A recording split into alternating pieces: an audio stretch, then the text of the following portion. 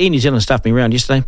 I just needed to change a flight, and it took 45 minutes on the phone. 7 times I was put on hold to the elevator music. I was desperately pleading with the woman at the end, please don't put me on hold again. No, I don't want to do it online. I'm on the phone now. Yeah, here's my credit card. You don't want my number? Can you please do it for me? $391 later to change a flight 2 hours earlier, after originally paying $361 for the one leg. So $750 for one leg. One thing can buy taxis, charge us $12 return to the airport, and they can't justify it. The driver said, I'm sorry about this, but it's a charge that we don't know what it's for.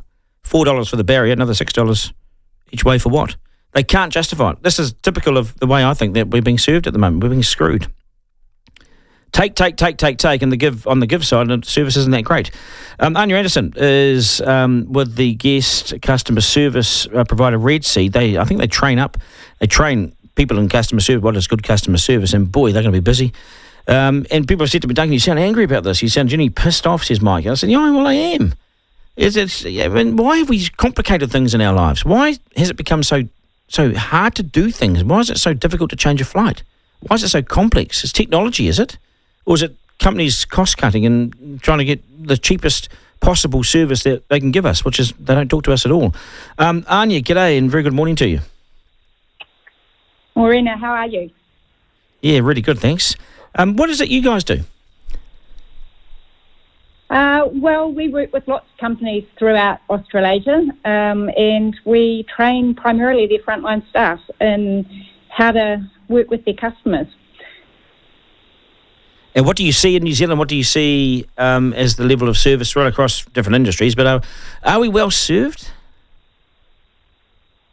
I think it's pretty mixed, to be fair, and everyone will have had a great interaction and everyone will have had a pretty poor interaction. So consistency is really, really difficult to achieve. But New Zealand, I think, we're friendly as a nation, but we're not known necessarily for our service, not like some other places in the world. So it is a bit of a battle, particularly in some industries where you get, you have high churn of team members. What industries do we struggle to provide good service in? I think it goes across all industries. I mean, there's some that are notorious for long wait times in call centres, and that's, banks and telcos, airlines, as you've experienced. But I think, you can get a really great experience in hospitality, but you can also have a poor one in retail as well. I think it depends on the positioning of the brand and how much focus they put on training their team. And what do you see with training? Because I agree with you on that. You see front of house staff not knowing what they're doing. I put that down not to their fault, but to the fact they haven't been trained up. There's no one senior or there's no policy in the company that says, right, we're going to make sure that this is the best service we can provide, so we're going to send these guys on a training course. So when they face the public, they will be right on the money. But sometimes these kids are thrown at the job with no training, no understanding of what's possible, and no ability to even look someone in the eye. And I almost don't think, people want to blame them. It's not their fault. It goes right back to the sort of DNA of the company, doesn't it? Yeah, I know. Training these frontline skills is, there's nothing more important than the experience that your customer has, because if they choose to go somewhere else, it's very expensive to get them back again. So you're better off to give them a great experience. And I think, it's really important. Most team members will know what they should do. It's really important to try and give them a number of opportunities to practice those skills. And as you say, particularly some younger team members in these environments don't necessarily have the communication skills that they may have had, 20 years ago. So it's really important to be practicing those skills and make sure that the model you're using, you're doing that time and time again. It's not a one-off thing. Training people's skills is like owning a car. You can't take it to the garage once in its lifetime and expect it to run forever. It just doesn't work like that. So you need to be focusing on it all the time.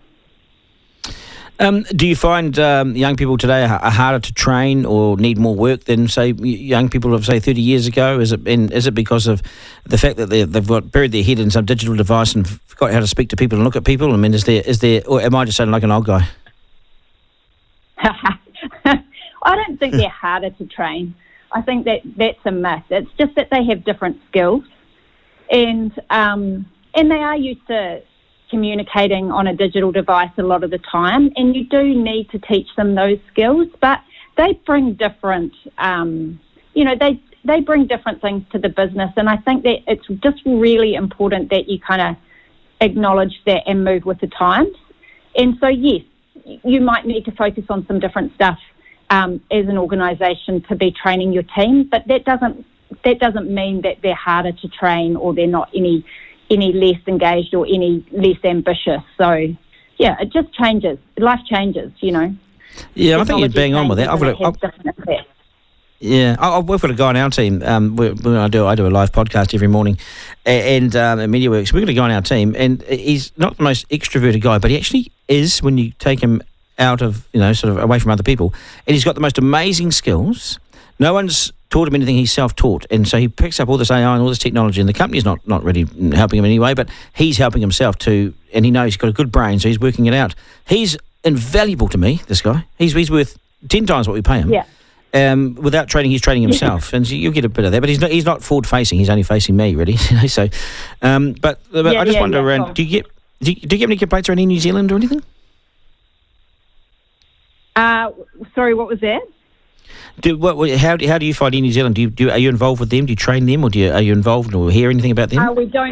We don't train them actually, but to be fair, I've had a very similar experience to you. And it was, at an airport where a flight was cancelled, there were team members from Air New Zealand actually in the terminal, walking around between kind of passengers, but they couldn't rebook them. They were pushing them to the online service. It just seemed almost farcical. So I have experienced a very similar setup, but yeah, I think it all depends where you want to position yourself as a provider as well. If you're a premium provider, which Air New Zealand is kind of our national carrier, and they do try and differentiate as a premium provider, and so your expectation is, that you get really good service across every touch point, and when you're being messed around or you have to wait or it just seems unreasonable, that's where people's frustration comes into play, I think. And that's the bit. Now, I understand I understand complications and technology, and we're going through a technological revolution, right? So this is happening in front of us with AI and everything. So companies are struggling to know what to invest in and who to train and what to do. So I get all that. But also, these companies some companies like in New Zealand, they've got deep pockets, and as taxpayers, we've put a lot of money into those deep pockets, and they can do this properly, and they should know by now how to do it.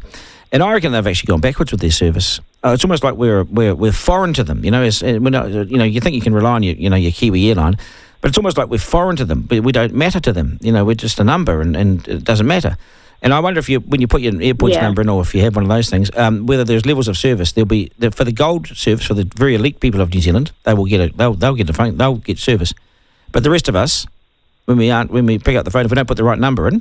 If we don't have a number that recognises gold elite or whatever, then we are just left with the masses to rot and wait. Yeah, I mean, I think there's definitely truth in that. And we all have experiences like that. But I think that it's a duopoly in New Zealand. They maybe rely on that. You have an expectation as the premium provider.